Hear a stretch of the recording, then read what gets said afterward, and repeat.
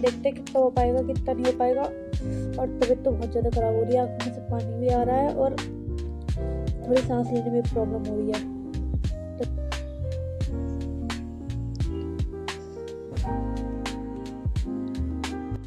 Hello guys, welcome to my new blog. मैं वंशिका स्वागत करती हूँ आपके अपने ब्लॉग में। आशा करती हूँ कि आप सब बहुत अच्छे होंगे, आपकी पढ़ाई बहुत अच्छे से चल रही होगी। तो आज मैं बैठ गई थी दोबारा से पढ़ाई करने के लिए। मैं 2 दिन के बाद बैठी हूँ और 2 दिन से मेरी तबीयत इतनी ज़्यादा ख़राब थी कि बहुत ज़्यादा मतलब जुकाम बुखार और एनर्जी लेवल लो रखा था। तबीयत तो अभी भी ख़राब है, बट मैं अभी हिम्मत करके बैठ गई हूँ पढ़ाई करने के लिए कि पढ़ाई तो करनी पड़ेगी, पढ़ाई को कैसे छोड़ सकते हैं। ये सब चीज़ें तो होती रहती हैं। तो अब मैं दोबारा पढ़ाई करने के लिए बैठ गई हूँ। अभी मेरी आँख में से पानी आ रहा है, पता नहीं जुकाम की वजह से। तो अब पढ़ाई करने बैठी हूँ और इस वजह से जो मेरी चैलेंज वाली वीडियो है वो भी नहीं आ पा रही थी। जो मेरी 30 डेज सीरीज़ का जो चैलेंज वीडियो चल रहा है वो भी नहीं आ पा रहा था। अब मैं जो मेरा एंशिएंट हिस्ट्री का मैंने 3 दिन में कंप्लीट करने का चैलेंज लिया था वो भी नहीं कंप्लीट हो पाया। तो आज मैं उसके लेक्चर्स लगाऊंगी। मेरी एज ऑफ महाजनपद पे हूँ मैं, तो ये मैंने कल आधा कर लिया था। मतलब उस दिन लास्ट टाइम जो मेरा फर्स्ट डे था एंशिएंट हिस्ट्री की चैलेंज का फर्स्ट डे था, उसमें मैंने इसको आधा कंप्लीट कर लिया था। इसको मैं अब कंटिन्यू करूँगी वहीं से, और वहीं से कंप्लीट करके आज देखते हैं कितना हो पाएगा कितना नहीं हो पाएगा।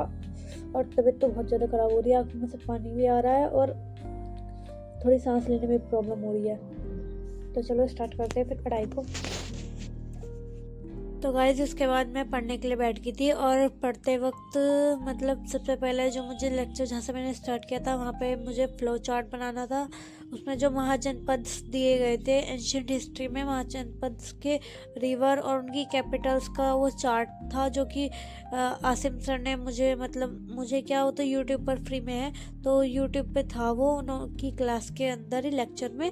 तो मैंने उस फ्लो चार्ट को बनाया। पहले लाइन काउंट कर करके वो 16 महाजनपद हैं तो उनकी 16 लाइंस बनानी थी, तो उनको लाइन को काउंट कर करके मैंने उसको बनाया। देन उसके बाद उस लेक्चर को अटेंड करके, मतलब वो मेरा थोड़ा ही हो पाया था, उस लेक्चर को अटेंड करके मैं थोड़ी देर रेस्ट करने लगी थी। फिर भी मतलब मैं 5-5 10-10 मिनट का नैप लेकर, नैप नहीं रेस्ट कह सकते हैं, ब्रेक लेके मैं कर रही थी। फिर भी मुझसे आज वो महाजनपद वाला कंप्लीट नहीं हो पाया। वो आज भी थोड़ा सा मेरा रह ही गया है, पर मैं सोच रही हूँ कि अब मैं रात को उसको थोड़ा करूँगी ताकि आज मुझे उसको पूरा कंप्लीट कर ही देना है महाजनपद वाले लेक्चर को।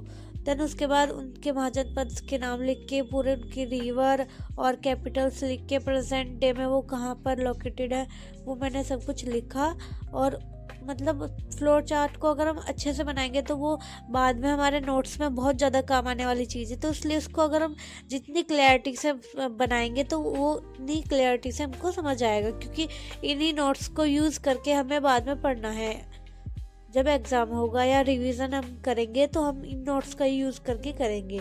और वन शॉट वाले जो नोट्स होंगे वो मैं अलग बनाऊंगी, हर सब्जेक्ट का वो मैं अलग एक नोटबुक बनाऊंगी। उसी नोटबुक में मेरे वन शॉट वाले नोट्स रहेंगे ताकि मुझे इजी रहे एक ही जगह ढूंढने में कौन से सब्जेक्ट का कौन से कहाँ पर है। इसलिए मैं उसकी एक ही अलग नोटबुक बनाऊंगी बाद में, जब पहले मेरा ये कंप्लीट हो जाए। अभी तो मैंने ये टारगेट रखा है कि जब तक मेरी क्लासेस स्टार्ट नहीं होती तब तक मैं अपनी जो NCERTs हैं उनको कंप्लीट कर लेती हूँ, और जो मेरी जो थर्ड रीडिंग रह रही है वो कंप्लीट कर लेती हूँ। अब बस मेरा यही है, ये जो एंशिएंट हिस्ट्री का मतलब 2-4 लेक्चर रह रहे हैं, बस मेरे यही रहते हैं। इस वीक में मैं इनको कंप्लीट कर लूँगी, क्योंकि इस वीक के मंडे से तो हमारे जो क्लास है वो भी स्टार्ट हो जाएगी 9 फेब से। तो इसलिए मैंने ये टारगेट सेट किया है। अभी तो देखते हैं अभी मेरी तबीयत ठीक होती है नहीं होती है और मैं कितना कर पाती हूँ। और ऐसा कुछ मेरा ये फ्लो चार्ट बना था जिसे देखकर मुझे थोड़ी खुशी भी होती। अभी तो मैं यही करूँगी, और जब मतलब क्लासेस स्टार्ट होंगी और मेरी बुक्स भी आ जाएंगी जो मुझे PW से मिली है, जो वेलकम किट, ऑफिसर किट जो मुझे PW से मिली है वो सब आ जाएंगी। तो उससे मैं प्रॉपर एक डेली शेड्यूल, अपना डेली रूटीन अच्छी तरीके से मैं पूरा सेट करूँगी। उसमें मैं पूरा अपना टारगेट रखा करूँगी कितने आवर्स की मुझे स्टडी करनी है। और इतना ज़्यादा जुकाम हो रखा था लिटरली, बहुत ज़्यादा, मतलब मुझे सांस लेने में प्रॉब्लम हो रही थी। अभी भी मैं वॉइस ओवर बड़ी मुश्किल पे से कर पा रही हूँ, और बहुत ज़्यादा मतलब तबीयत बहुत ज़्यादा ख़राब हो रखी थी मेरी। तो उसके बाद फिर मैं दोबारा से मतलब हिम्मत कर करके पढ़ाई करने लगी थी। देन जब मुझसे बिल्कुल नहीं हो पाया तो मैंने उसको स्टॉप किया, इस वाले लेक्चर को, और थोड़ी देर का रेस्ट लिया, और अपना जो मुझे थोड़े फ्रूट्स वगैरह खाने थे, मैंने लाइट खाना खाया था ताकि मुझे एनर्जी मिल पाए, और फ्रूट से ज़्यादा एनर्जी मिलती है, तो मैंने फ्रूट्स खाए थे और ये फ्रूट चाट थी। और फ्रूट चाट खाने के बाद मैं थोड़ी देर रेस्ट लेके अगेन पढ़ने के लिए बैठ गई थी, उसी लेक्चर को कंप्लीट करने के लिए, और लेक्चर कंप्लीट होने में ही नहीं आ रहा था। और अगर आपको ये लगता हो ना कि पीडब्ल्यू से मतलब आपको बैच लेना चाहिए या नहीं लेना चाहिए, तो उसकी रिव्यू के लिए आप मेरी वीडियो देख सकते हो जाके, मेरे चैनल पे है। और मुझे तो बहुत अच्छा लगता है पीडब्ल्यू के टीचर से पढ़ना, बहुत अच्छे लेक्चर्स हैं उनके, बहुत अच्छी तरीके से वो समझाते हैं और पढ़ाते भी हैं। मैं आपको एक और चीज़ बताना चाह रही थी, वो ये थी कि अगर मतलब ऐसा होता है ना कि आपके माइंड, मतलब जो आपका माइंड होता है वो कभी कभी आपके दिमाग का ऑटो पायलट मोड जो है वो ऑन कर देता है। अब आप ये कहोगे ऑटो पायलट मोड कौन सा होता है? ऑटो पायलट मोड वो होता है कि मतलब आप अगर किसी चीज़ को, किसी काम को करना नहीं चाहते ना, वो आपका माइंड तब भी बोलेगा कि आप इस काम को करो। मतलब अगर आप पढ़ाई करने बैठे हो ना, और आपका मन नहीं कर रहा कि मैं फ़ोन ना चलाऊं और पढ़ाई में ही अपना ध्यान रखूं, तो वो आपका दिमाग मतलब आपका दिमाग ऑटो पायलट मोड ऑन कर देगा और बोलेगा चलाओ फ़ोन। मतलब उस तरीके से डिस्ट्रैक्ट बंदा बहुत ज़्यादा जल्दी होता है। ये चीज़ मैंने खुद एक्सपीरियंस करी है। तो इसलिए ना, जब भी आपको ये लगे कि चलो थोड़ी देर 5 मिनट फ़ोन चला लेता हूँ, तो उस ऑटो पायलट वाले मोड से आप बच के रहना।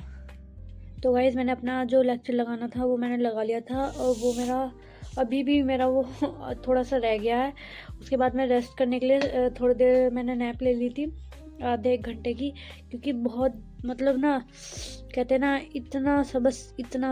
इतना सा जुकाम है, लेकिन परेशान बहुत कर रखा है। आंखें पूरी खुल नहीं पा रही और आंखों में से पानी आ रहा है कंटिन्यू।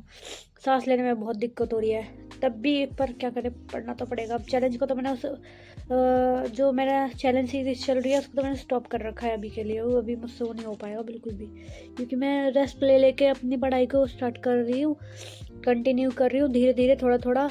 और वो तो एक साथ कंटिन्यू करनी होती है, तो इस वजह से उसको तो मैं कर दी थी। लेकिन हाँ, मेरा ये एज ऑफ महाजनपद का हो गया थोड़ा सा मेरा ये रहता है, वो मैं अभी कर लूँगी, मतलब कर ही रही हूँ मैं अभी। नहीं हो पा रहा भाई, जुकाम, मतलब मुझे पूरी सर्दी निकल गई, और जुकाम मुझे पहली बार हुआ है इस वाली पूरी सर्दी में। फर्स्ट टाइम मेरे को इतना ज़्यादा जुकाम हुआ कि मेरे को सांस की भी प्रॉब्लम हो रही है और आंखों में से पानी भी आ रहा है कंटिन्यू। तो चलो पढ़ाई करते हैं, जैसे भी है करना तो पड़ेगा ही। तो गाइस, इसके बाद थोड़ा मुझे अनफ्रेश फील हो रहा था, तो मैंने फ्रेश फील करने के लिए अपने कपड़े चेंज किए, थोड़ा फेस वॉश किया और ब्रश वगैरह किया, और अच्छे से मतलब पूरा जो बेड था उसको सेट किया, बेडशीट चेंज की, और जो भी मुझे क्लीन करना था वो मैंने किया। थोड़ा सिंकवाया अपने रूम को, ताकि अच्छी प्रोडक्टिव वाइब भी आए और थोड़ा फ्रेश फील भी हो। और थोड़ा सा मैंने एयर डिफ्यूज़र भी यूज़ किया था, उससे बहुत अच्छी फ्रेगनेंस भी आ रही थी। और उसको यूज़ करने के बाद तो मतलब दिमाग थोड़ा फ्रेश हो गया था। और मैंने थोड़ा गर्म पानी पिया ताकि मुझे अच्छा फील हो, और जुकाम में ना गर्म पानी पीने से बहुत अच्छा ज़्यादा बेटर फील होता है। और मैंने थोड़े अनार खाए थे, और थोड़े अनार खाने के बाद जब मैं अनार खा रही थी तभी मैंने एक मतलब जो मेरा लेक्चर था उसको मैंने देख लिया था, और देखते देखते मैंने नोट्स नहीं बनाए थे, बस मैंने समझ लिया था। और फिर बाद में जब मैंने खा लिया, देन उसके बाद जब मैं पढ़ाई करने के लिए बैठी नोटबुक लेके, तो मैंने वीडियो को ना स्किप कर करके बस उसके नोट्स बनाए, और समझ तो मैंने पहले लिया था। फिर उसको मैंने नोट्स बनाने के बाद जो मेरे बचे हुए अनार थे उनको भी मैंने खाया, और खाने के बाद अच्छे से दोबारा मैं अगेन पढ़ने के लिए बैठ गई थी। मतलब आज की जो पढ़ाई थी ना, वो प्रोडक्टिव तो थी, मतलब समझ में भी पूरा आ रहा था, लेकिन वो ना ईएमआई में हो रही थी। उसकी ना एक ईएमआई सी बन गई थी, थोड़ी थोड़ी किस्तों में हो रही थी वो। मतलब कभी 20 मिनट पढ़ा जा रहा था, कभी आधा घंटा पढ़ा जा रहा था, या फिर कभी इस तरीके से 10-15 मिनट पढ़ा जा रहा था, इस तरीके से हो रहा था पूरा। आज का जो पढ़ाई हुई ना वो इस तरीके से हुई। लेकिन कोई बात नहीं, अब मेरी जब क्लासेस लगेंगी ना 9 फेब से, तब मैं पूरा डेली रूटीन बनाया करूँगी और कंटिन्यूसली अपने 1.5-2 घंटे के इस तरीके से स्लॉट लगाया करूँगी, ताकि मेरी अच्छी तरीके से प्रोडक्टिव भी बने और मेरा पूरा फोकस भी रहे पढ़ाई पे। तो मैं अब वही शेड्यूल मैंने पहले ही उसके लिए सेट कर दिया है कि मुझे 9 फेब से कौन सा जो डेली रूटीन है उसको फॉलो करना है। और फिर मैंने ये स्टॉप वॉच मंगवाई थी, और स्टॉप वॉच में ना टाइमर जो था मतलब वो 30 मिनट वाला था ये, और ये खुद ही रीसेट हो जा रहा था, मतलब 30 मिनट बाद ये खुद ही 0 पे पहुंच जा रहा था। आप अभी देखना, जब ये 27, 28 और 29, 30 पे जब आ जाएगा तो ये ऑटोमेटिकली 0 पे पहुंच गया। लेकिन मैंने ये अभी मंगवाई थी, जस्ट तभी मैंने मंगवाई थी और मैंने तभी उसको स्टार्ट करा। तो मतलब मैंने वीडियो में देखा बाद में कि ऑफ ये टाइमर ही दोबारा से रीसेट हो गया है। देखो दोबारा रीसेट हो गया, और जो टाइम रीसेट हुआ ना उसके दिन बाद जब मुझे पता लगा, तो मैंने सोचा था कि चलो कोई बात नहीं, मेरी जो चैलेंज वाली वीडियो है वो भी शूट होने से तो रहा था, लेकिन मेरा पॉपट और हो गया था। तो आज के व्लॉग में इतना ही। Thank you so much for watching. Bye. Vlog अच्छा लगे तो लाइक कर देना, सब्सक्राइब कर देना।